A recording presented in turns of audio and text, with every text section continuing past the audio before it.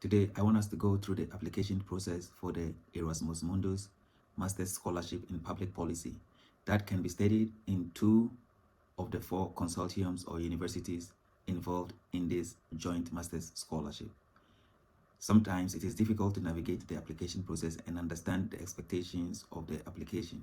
So I have devoted some time to explain certain important aspects of the application processes and also went through the application procedure where you can learn at first hand how to submit a distinctive application. I hope this helped, so stay tuned as we navigate the whole issue about the scholarship. First, I started by searching MAPP scholarship in Google, and then they give you prompts. You can go. This is the official website of the call. The others are scripts by other scholarship newsletters whatsoever. But here, the first one is the original website for the scholarship. So under this home, you will find how to apply and then admission requirements. If you want to take a quick look at the admission requirements, you can click here and then it will take you here and all that. Okay, let me go back. If you want to look at how to apply, the same thing, you click on it and then it will show you all the processes to follow to apply. However, if you go to the home, then you would have a lot of options to read about or to learn more about the scholarship application. So when you come here, the application is usually done through the Central European University. This university is in Austria. So take note of that. All right. So over here, you can read about the program, degrees, and whatever they have, program guide, news, faculty internship, academic calendar, courses, etc. Just the degrees and accreditation bit of it.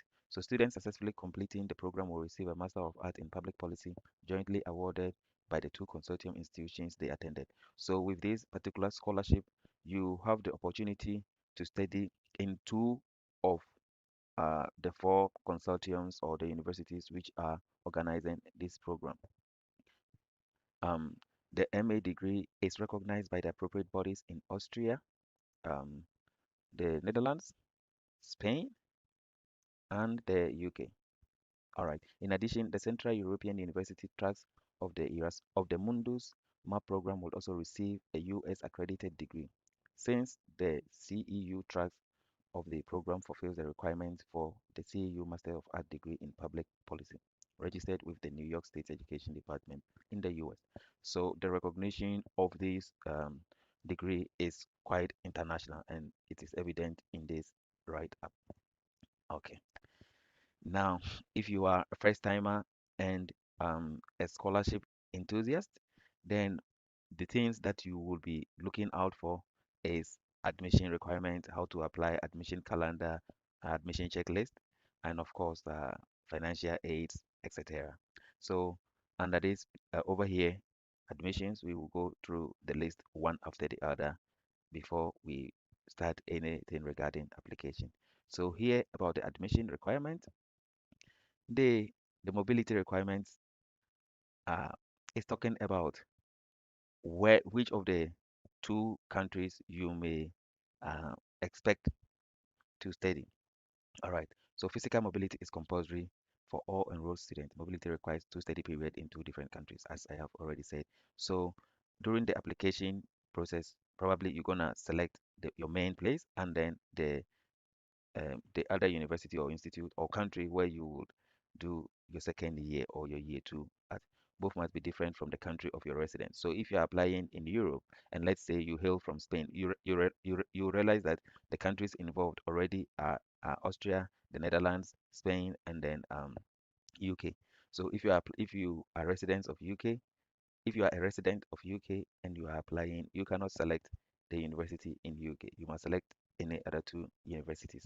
If you're a resident of Austria, then you cannot select Austria or the Central European University. You can select any other two um, options. Okay, good.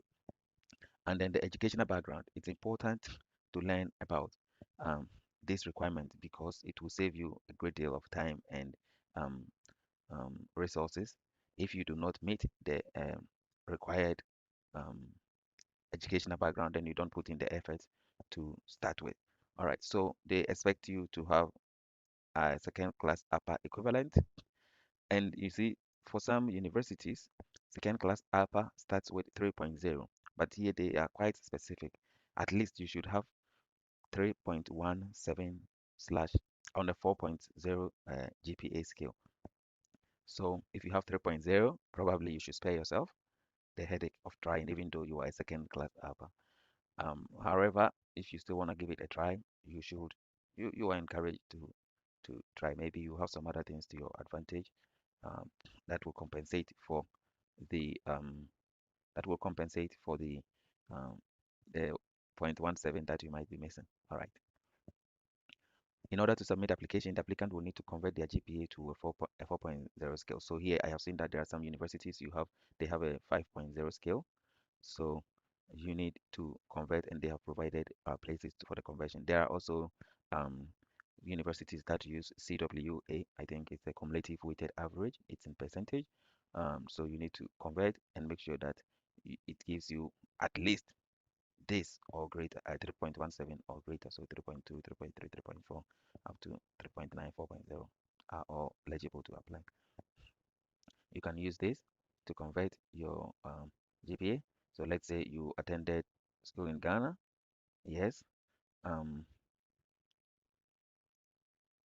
and then let me select university. Yes. Um, Grading system. Um, okay, this is the common one, but let's see all grading system in Ghana. Select the grading type. Let's go to KNUST. I'm more familiar with that one. Kwame Nkrumah University of Science and Technology. Yes. Okay. This scale is only available. Okay, okay, okay. So here you need to buy buy this before you can check it. So you put the term and the courses, and then they will provide you the grades, and then after everything, you would calculate your GPA. You have 5 free GPA calculations left today, but of course, um, I cannot do it for it. So basically, you know where to go and how to convert your GPA to the standard required by the admission office of this scholarship. If you have already 4.0 scale like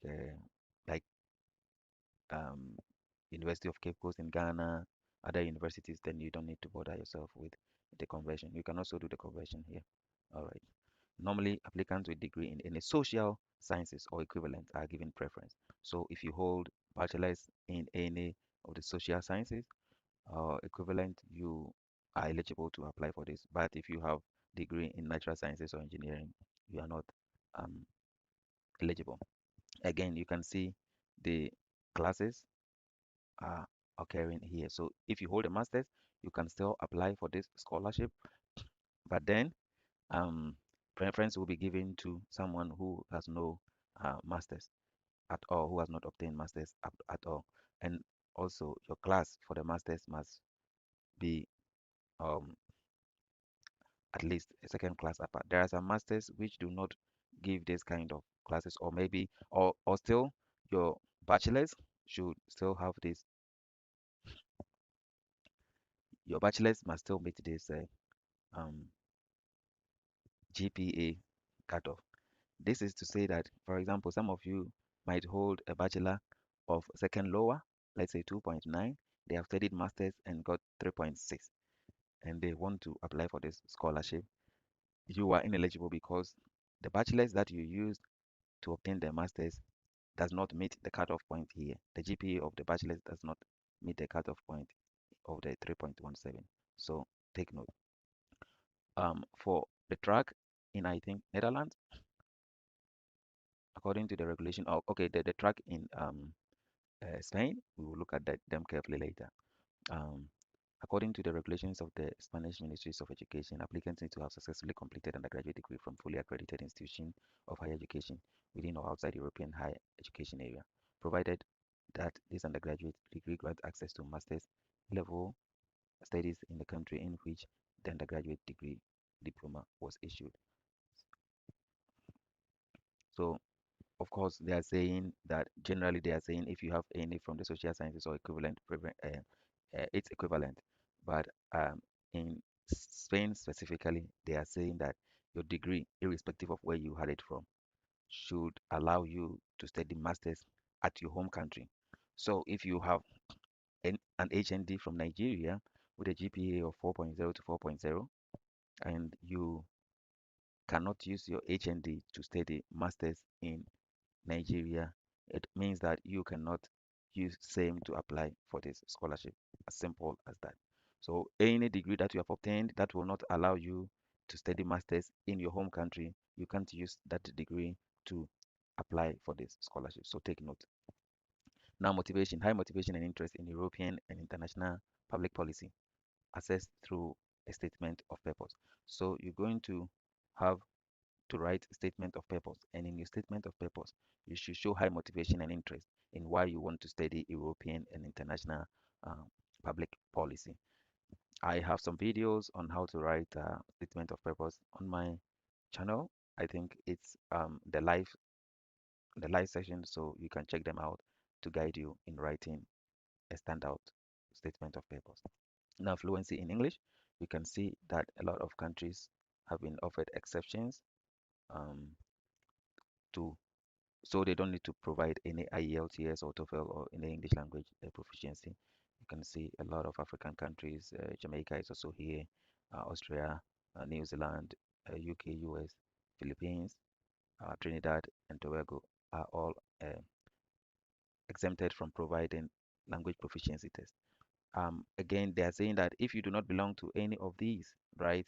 If you do not come from any of these, but you have also received bachelor's or master's taught in English, if you have been taught exclusively in English in the countries that were mentioned. So let's say you are from Czech Republic, where English is not the official language, but you have pursued your bachelor studies in New Zealand, where English is official language, and you studied in English and um, you pass successfully, you are also exempted from providing proof of English language proficiency test like TOEFL, IELTS, or any of the five um, listed tests here. All right, here regarding the work experience, you are not required to have any work experience, but of course, they say candidates with relevant work experience will be given preference. So, if you have worked in the area of public policy, 2 years, 3 years, 1 year, whatever, you stand a better chance over someone who is fresh from the university and have no relevant um, work experience, even though it's not a requirement. This is not to say that if the person is a first class and you with a very great GPA and you, on the other hand, have 3.17 and have 1 year work experience, you will be chosen over him or her. A lot of factors are put into consideration: your statement of purpose, your GPA, your work experience, and maybe others references from your referees might all be deciding factors in selecting preferred candidates. Other language requirement. Proficiency in Spanish is not a requirement for any Mundus MAPP study tracks. However, students on the Central European Union University, that of Spain, um, so either you choose Austria, Spain, or Netherlands, Spain, you will have the opportunity to take some elective courses taught in Spanish during the year 2 at the institute in Spain. I'll try to catch the names of all these, the full names of all these abbreviations. All right. And policy on the use of AI tools in preparing application material. We realize that many people use AI to generate tests. Please be aware that we appreciate an authentic and personal description in your motivation statement when you apply for our MA programs. They are cautioning you. So those of you who will go with AI and think that you can humanize and stuff, don't be deceived. People are trained to detect what is humanized AI test or not. So try to be your authentic self as much as possible. All right. Okay. So here are the names of the abbreviated or abbreviations we saw here. All right. So the CEU is the Central European University. That is easy for me. The IISS or the ISS is International Institute of Social Studies. I think this one is in the Netherlands. And then we have the IBEI, which is the Institut Barcelona Estudios Internacionals. Okay, Um, that's Spanish, but I'm not a Spanish. And then we have the University of York in the UK. All right, so these are the three institutions or universities coming together to provide this. So if you are going to choose um, Spain, be sure to have some knowledge of Spanish because, as we read in your year two, there will be some electives conducted in Spanish.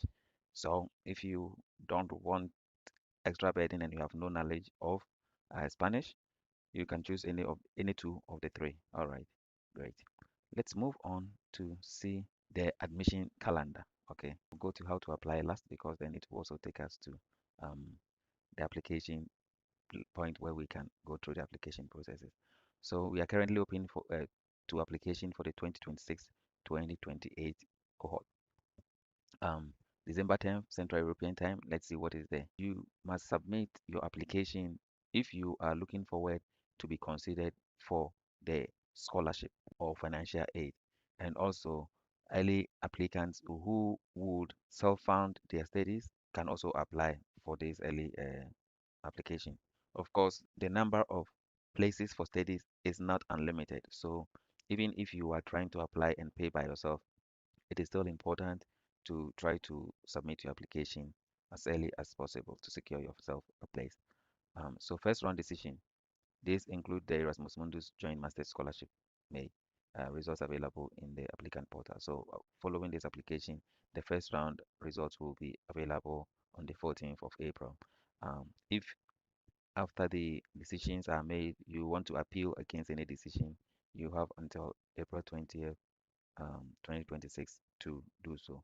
And then um, if you are required to submit any official academic documents, you would be expected to do so latest by 31st of July 2026. Let's say the 15th April one. On the 15th of April is application deadline for applicants who do not wish to be considered for financial aid. Since we are not interested in the non-sponsorship, or since my focus is to uh, show people how to apply for the scholarship, I think I would leave this one um, out. And of course, I would always admonish that the earlier you submit your application, the better, so that if they make the decision on your application early, you would have the opportunity to go through you have enough time to go through all the visa application processes um, in time so that you don't miss out on the opportunity to study due to a delay in visa applications. All right. Once you are offered admission, you cannot defer the admission to any other date. That's what they've written here. So if you are given, you take it or you reject it. And usually they have people on the waiting list. So if you do not accept, they go for the next available person. You can't say that I have been given the scholarship for 2026 um, 20, until 2028 um, cohort, but I want to defer it to the 2027, 2029 cohort. It's not acceptable. Probably they said that for in exceptional cases, they would consider, but it's not a general norm that you can just defer it. And again, as I said regarding the visa issue, says we strongly encourage applicants from visa-sensitive countries to apply by the first application deadline. So yeah, it's the same as what I have suggested. Admission checklist. Let's see. What do we need to know and prepare for before we start our um, application? So first, you will need to complete the online application form. There are four different application forms for the four mobili mobility tracks. Applicants may apply for one of the following mobility track through the online application form. Okay, yeah. So next, you will need letters of recommendations as part of the online application processes. You will provide information about people who will provide you um, with the recommendation letters, and they are saying that at least one of them should be from the academia. You can get all two from the academia, but if you cannot, then at least one of them should be from the academia, and the other can be your superior at work or whichever you find appropriate. It is important to notify the person you're going to use as the um, referee before you put their information, because here they should be submitted within 7 days after the application has been submitted. And if you don't pre-inform the person, they may not be available to respond within the given time. And of course, it is always important to seek your referee's consent before you put them on any application. You may never know when they will not be available or not. So always get in touch with them, get their consent before you put them on any um, application, be it work or study or scholarship, whatsoever you consider important. So you would also need the electronic version of all your academic record. The transcripts and the certificates are very crucial. So depending on whether you have obtained masters before or not, you may need to either submit only transcripts and certificate from your bachelor's studies, or you may need to submit transcripts from your bachelor's and master's and certificates from your bachelor's and master's. Um, you don't need English proficiency letter if you are coming from the any of the countries that were exempted. By virtue of your nationality, you are waived of English proficiency test or anything. Later, you will be required to provide the official copies of your documents. But if you have the certified copies and stuff, you can use them for the application. All right. And then you would need to provide CV or resume. Um, and if you have any list of publication too, you can add or include that. Again, the statement of purpose, the it should not be more than 500 words. It should be highlighting your reasons for applying for this program. If you have any research interest, you must mention it. Any relevant academic and work experience, let it show, and a future career plans. Also, you say it should be indicating the study track. Of course, we will go back to the study tracks because there are four specializations. So you will need to select which of them you are going for and probably why you are going for that particular um, study track. And then proof of uh, English proficiency. For those who are not exempted, you will need to prove it through the scores obtained from any of these tests. Um, Otherwise, that is all for the documents and information you will need to complete your application. All right. So now back here, you see the four tracks that we're talking about: the global public policy specialization, European public policy specialization, political economics and development specialization, governance and development specialization. Now let me spend a few minutes to talk about these specializations. You see, if you are coming from a developing country or any country outside of European Union, my suggestion will be that the European public policy should not be an option. And the reason is very simple. There will be Europeans applying for this, and usually they would have more insight, they would stand a better advantage, probably learning about European public policy in Europe. You are expected, if you are coming from a developing country, you are expected to go back to your home country and use this knowledge gain to help the development of your country.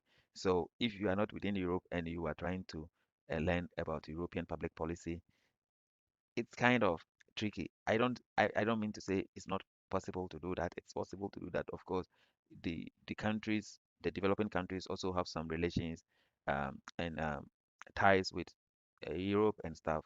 So it might be interesting, but I would bet my chances on the global public policy that opens you to um, a wider um, geographical perspective and also probably political economics and development specialization, which is not geographically limited, and as well governance and development. Every country, every state do need these three.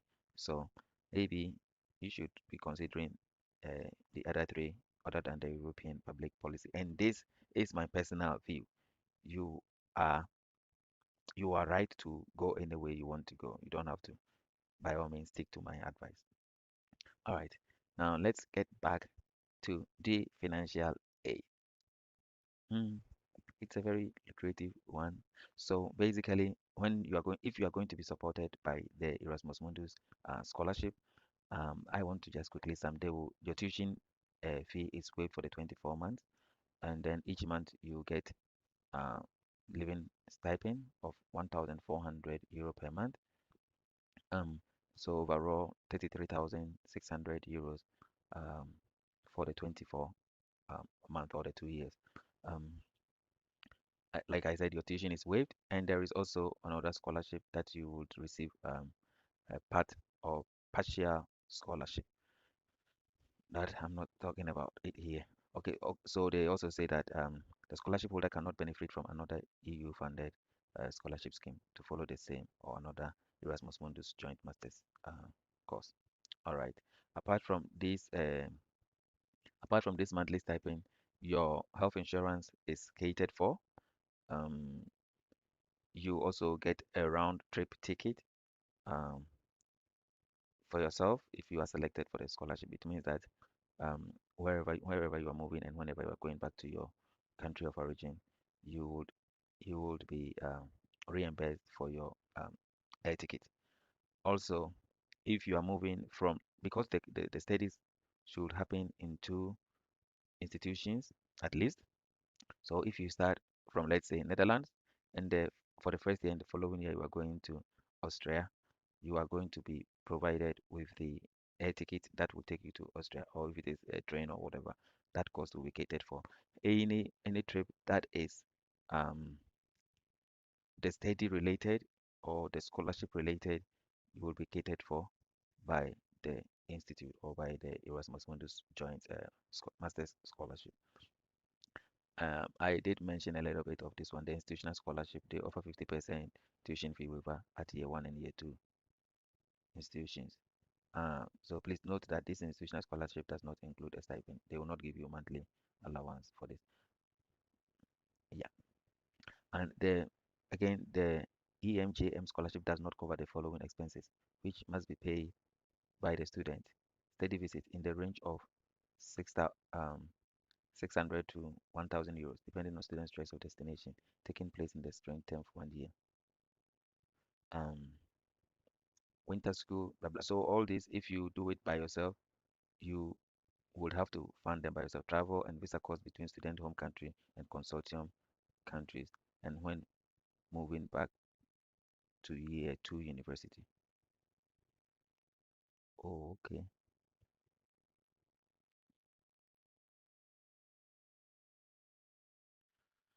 All right. During the application, you are not expected to pay any application fee. Health insurance will be provided in accordance with the blah blah blah in accordance with the EACEA minimum requirement for health insurance for the duration of the studies plus 2 weeks prior to uh, plus 2 weeks prior and 2 months after. So they're going to provide you scholarship. Sorry, they're going to provide you with health insurance for the duration of the study and extra 2 months after you finish the studies. So these are the packages. You don't need to pay application fee, health insurance, and monthly stipend of 1,400 um, euros per month. Okay. Again, the application deadlines and stuffs are being shown here. All right. Now let's go to how to apply. Well, it's quite easy or simple. Let's say you go to the again, the four specializations have been listed here, but when you come down here, apply here, I think we've read all the necessary information there is to know prior to the application. So we go here, and then if you have already registered on this website in the past, then you can log in with your email address and password. If not, and you are new, you click on the new user, and then you input necessary names. I will put my name Enoch Menza Watin, and then let me see. Not necessarily my date of birth, but let's see. Let's see. Okay, let's see this one. Okay, and then citizenship, Ghana, email address. Mm,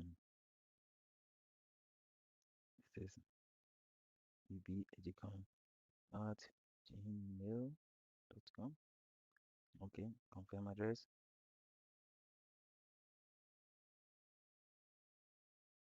Right, correct.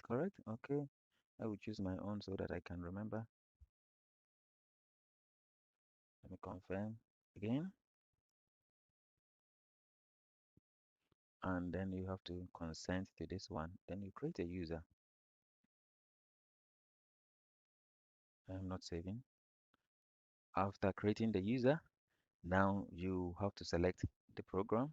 Of course, masters. Oh, sorry, not masters. Erasmus Mundus program. This one. Yeah.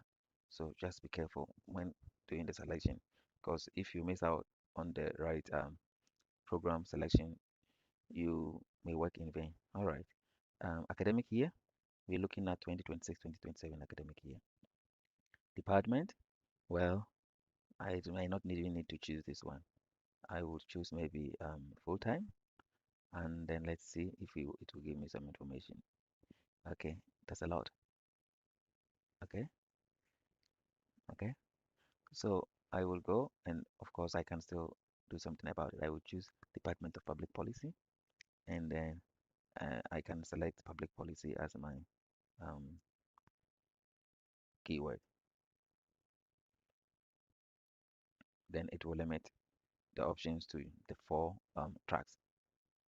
So let's say that we want the, of course, as I have said, the IBEI is the Spanish track, and you are expected to know some bit of Spanish. So I would probably decline any option that includes IBEI just because I don't speak Spanish. But if you're proficient in Spanish, you can be free to choose anything. So I might go for the ISS and the York track, which is the Netherlands and the UK, or I might go with the Austria and the UK track. So whichever one you prefer, I will go for this one. And then here you have the option to apply. Again, the checklist, but of course, here it's very easy. You can start application or you can take a quick view of the checklist by clicking on them. Right. Here you provide your personal details. So if you have any title, you put the title, your name, your middle name, and if you have more than two middle names, you can put the other middle name. Let's say if Kwesi was my if Kwesi was my other middle name, I will put it there, but of course not preferred or chosen first name. Of course, it's Enoch. First or given name at birth, I have no different, but it's still Enoch. So personal legal gender. Okay, I am a male. Preferred or chosen, I don't have any. I'm a male still. Um, Preferred pronoun. It's not. So note that all those with asterisks are um compulsory, but those without are not. So you don't necessarily have to fill everything if it is not mandatory. Country of birth, of course, Ghana. You put it there, and then city of birth. Eh, Ngako, citizenship, Ghanaian. I don't have dual citizenship. Country of permanent residence. Uh, Let me still select Ghana. All right. So, are you a holder of a permanent resident permit in an EU or blah blah blah? Let's say yes. Um, are you? No, I am not a Central European University employee. So here you select no, and then you save and let me see, save and continue. So click here, and it will continue for me to contact details. So I will have to put my uh, contact address here. I feel like this should be very easy for people to fill, so I'm not going to bother with this one. Um, do you want to add a correspondence address? If you want, you select yes, and then you have to provide the correspondence address, like where they have to communicate with you if it's different from this. But I'm not going to have a different one, so I would say no, and then save and continue. But of course, I need to fill everything here before I would be able to finish. And note that whenever you are providing your phone number, you should include the country code as they have indicated here. After that, you can go to your qualifications. You see, when you finish providing the necessary documents, the that checklist will be ticked green. But if you do not complete it, then it will be red.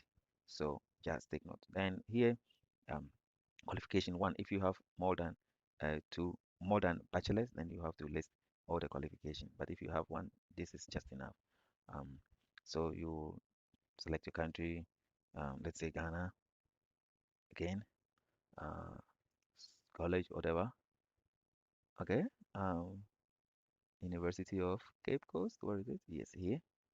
Um, Qualification, let's say bachelor's, subject, let's say um, I'm going to look for one of the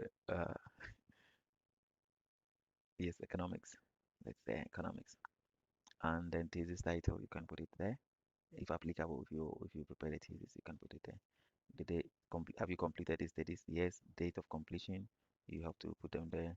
Doesn't matter which date, but I mean you have to be sure of the date of completion. But my sorry, um, your start date and then your completion date or expected completion date if you have not completed already. Um, if you started 2018, 2019, 2020, should be 4 years. But there are some universities where you can finish in 3 years. So just note um, what applies to you and use that accordingly. Um, Expected date of graduation, I think let's say I've graduated already, I don't know, July 2022. Official duration, years, 4. Put 4. So, yeah. And then you would upload your certificate and transcript. So take note of this and do accordingly. If you are required to provide if you are exempted, you select yes, and you don't have to upload anything. Required academic achievement, let's say it's 3.4, 3.5. You put it there. Um, Please note that the Mundus MAPP required minimum GPA of this, of course, exactly. If your score is below this, you are not eligible to apply, exactly as I mentioned earlier on. And then if there is any supporting document, you would upload it. If there is none, you save and then you continue. You fill. Of course, it's ticked red because I have not uploaded the necessary document and all that.